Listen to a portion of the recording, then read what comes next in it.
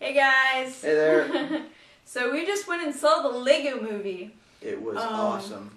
And we were gonna go see it anyways, because well, I I have had excellent to. taste. I have excellent taste. I had to and he wanted to. I told her she had to. No, I actually had to go Well, see yes, it. but you weren't looking forward to it, and I was determined to go with you because I wanted to see looking it. forward to it. Anyways, like it wasn't a week ago, a little while ago, I got like this email message via Rotten Tomatoes because I've been on that website for a really long time, even before I started doing this. Started to rot. Sorry. And just like an email, Lego Movie Certified Fresh. So I went over there and it's got like a 98, or at least had a 98 on Rotten Tomatoes when I first looked. And like a 98 with critics and a 90-something with viewers. Well, as my grandfather used to say with my mom getting a 98%, where's the other two? Sorry. Yeah, most animated films don't make the other two, although a lot of Pixar's better films managed it. Keyword being better. But yeah, that was really high, which surprised me because I didn't expect it to be bad. I expected it to be funny, but I wasn't expecting like in the 90s scores. I expected it to be one of those films that I would enjoy, but would have to like defend my choice to people. Like, come on, guys, it's not that bad. I was just expecting it to be like most of the Lego stuff, like fun, but it wasn't. A lot of the Lego stuff, especially since it's gained popularity, has come out sort of and kind of become sort of like a generic. Yes, Yeah. It's funny, but there's also one that's coming, like Lego games come out. Yeah, like, a couple times a year. I've taken a look at the Lego DC heroes and Lego Marvel heroes, and there are some very clever jokes and wordplay, but it's usually also very cheap animation. It looks like it was done very quickly, and almost like, you know, they're just trying to capitalize on the popularity of the game that just released. What coffee is this? The stuff we got at Earth Fair. I made a good choice. You did. I'm drinking coffee in a mug with his face on it. It's a good face. And wearing a Green Lantern hoodie. There's a reason for that. Yeah. I made him keep the Captain America one on. Because Cap is awesome. And we have a Batman blanket. There's a reason for that too. My earrings stuck in the hoodie. There's a reason for that too. It's because this earring is ridiculous. Okay, there we go. So the Lego Movie is freaking awesome. It really is quite good. I thoroughly enjoyed it. I didn't even fall asleep this time. So the plot is basically Emmett, who is the main character, a generic construction worker Lego, which I noticed that unlike even some of the other Legos, his face was like more generic. Like he didn't have the like white dots. It was the generic dot face. Well, you saw like early on, like all the people around him either had glasses or stubble or a unibrow. Like the little white Yeah, they had distinguishing characteristics. His was just the stock. Like, when in the 90s, when I was playing with Legos, if your character wasn't anyone important, like a generic soldier, he had that face. So that was Emmett. The only thing that changed was his hair, if it got, like, mussed or messed up. Yeah. And it was removable. Yeah. Well, he was a Lego. No, they did a very good job. So he lives in a city where everything is awesome. Everything is awesome, very uniform. You see some of the older buildings that it's his job to, with all his other crew, to demolish them and put up the standard buildings. Right.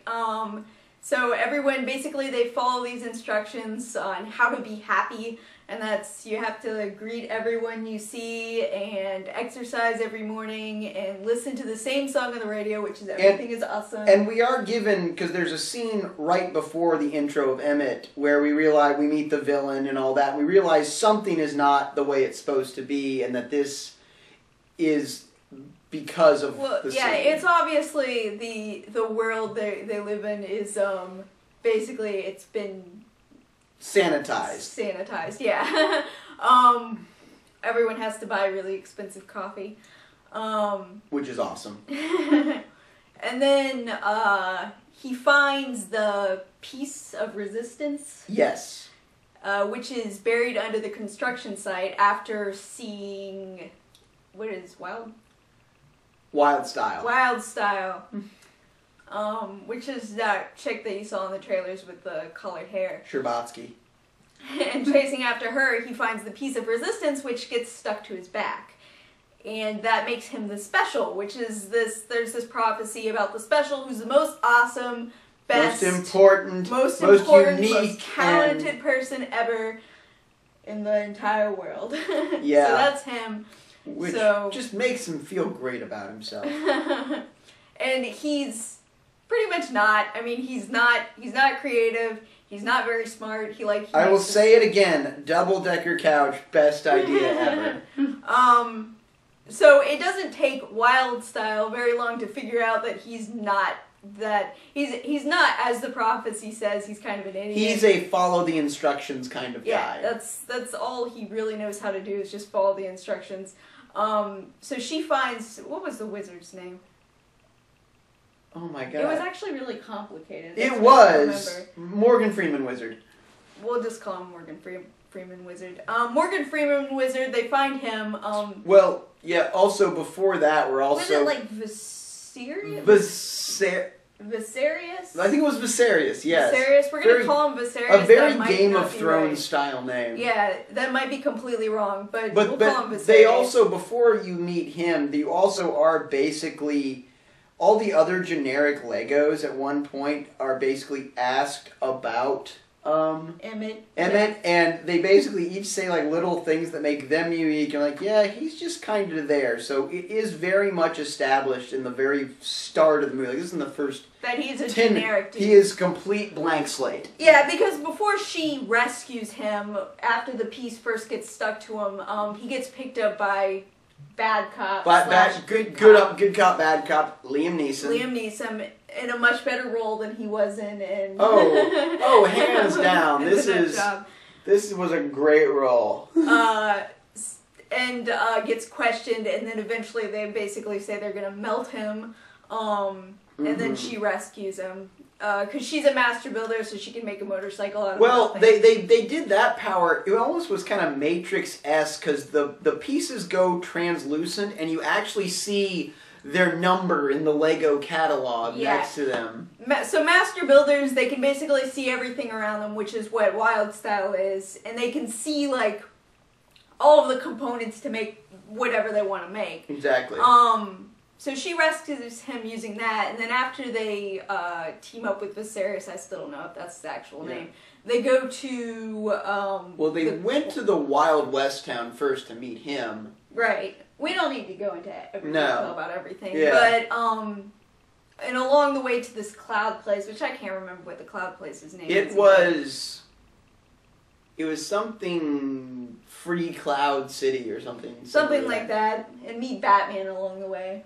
Which is Wild Style's boyfriend. Yeah. She establishes early on, I'm seeing someone, it's pretty serious. It's totally Batman. That was, she didn't say it. The funny part is it seemed like she was just saying it, and then like, maybe 5 minutes later, it's like, oh, hey, Batman. Hey, Wild. So you two know each other? Oh, yeah, my boyfriend.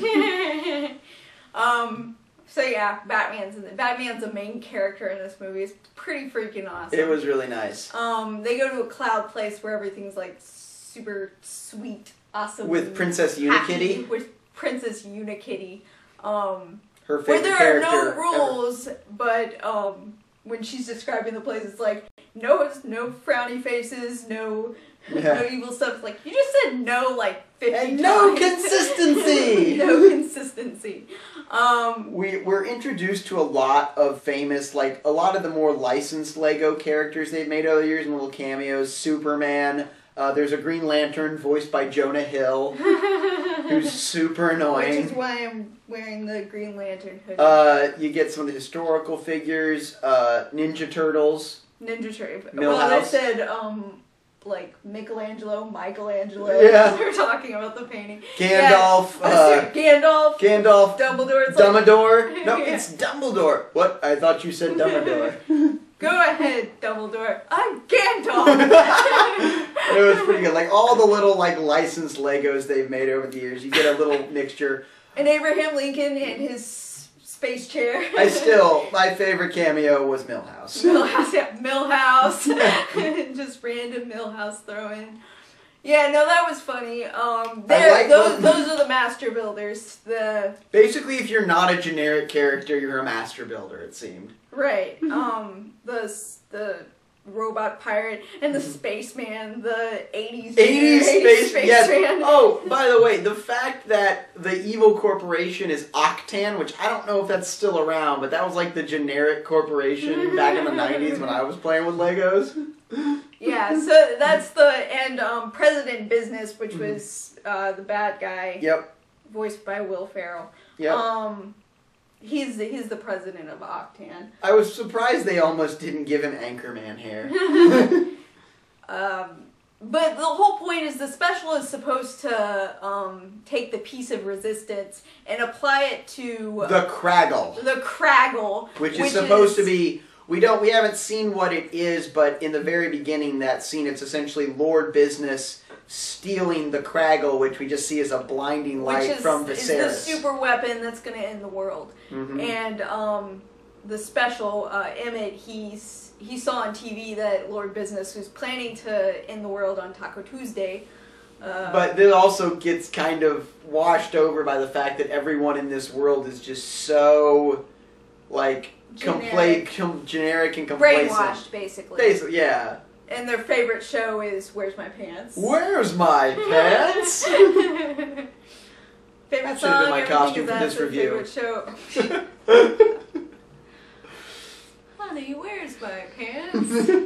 That's every episode. We probably should keep this review PG. So yeah, that's the basic plot. Emmett needs to figure out how to be the special and how to be the master builder himself. While at the same time, unlike all these people, like Batman can turn his Batmobile into the Batplane and vice versa and all these things, that he just has none of that creativity. Well, yeah, one of the things that they figure out very early when they're attacking the Cloud Place is that even though these master builders are like really good at building stuff, they can't work together at all. Yeah, they're like... They try to build a submarine, and Batman's sort of like, oh, yeah. I gotta get the black pieces. The 80s guy's like, we can make it a spaceship submarine. So they build this... like, make it pink. So they build this really big, ugly submarine that winds up springing a leak. And the only thing Emmett added was the double-decker couch. But, yeah, and the only thing Emmett added was the double-decker couch, but it's the only thing that holds together. And it gets overlooked by the... And, yeah, it gets overlooked because no one would possibly notice such a pointless dumb creation. invention. So that's what makes him special. Well, no, they did notice it. It's even brought up, and he's like, yeah, all that was left was a double-decker couch. That's just weird. Yeah, and the bad guy's sort of like, I mean, if you're sitting at the bottom, would you have to look through people's legs? If you're sitting in the middle on the top, wouldn't you have to, like, go over someone to get down? Yeah. So that's what makes him special. Is that he's just so bland. And they will eventually figure out that the way to beat the system is to follow instructions. That's Emmett's suggestion. That 80s guy so wanted to build his spaceship. So wanted to. So, talking about what's really good about the movie, it's funny. First of all of the jokes work. There was, and the jokes weren't repeated either. No, they were constant too. Yeah, like everything going. There were jokes all around you all the time. Everything was very busy, but the attention to detail was fantastic. The animation, we might not have CGI that looks quite right for people yet. But they have nailed realistic Legos. It's impressive. Like, even stuff like water, like explosions. Oh, anytime a cup spilled, anyone who's seen the trailer will see the scene where cop Liam Neeson says, "You want a cup of water? Yeah. Too bad." Well, and then he knocks it over, and like 2 or 3 little clear blue pieces fly out. Oh my god, my earring's stuck again. Is it getting stuck on? Oh, my neck. Your willpower is weak, Green. Yeah, there was like one scene after they built a submarine with these waves, which when you saw the waves on top of the water, it was really impressive. Yeah. Like, because it was all like Lego pieces and. Yeah, there's anytime, wormholes, vortexes, all that stuff, it was made not to look like CG, but to look like someone filmed Legos. Yeah, it was really, really impressive. Oh, yeah. The other thing, and this was also available, you could see this in the trailer, when he's doing jumping jacks in the morning, I couldn't tell if the wince on his face was because it was strenuous or because he was landing on Legos. Like he was walking on Legos and that hurt was what I took from that. The characters are really likable. I mean, Emmett could have easily been kind of annoying, but he was really likable. Yeah, it was the traditional blank slate hero, but they did make him very relatable. They did. I mean, well, I guess that's what he was supposed to be, relatable. Well, yeah, that's kind of how a lot of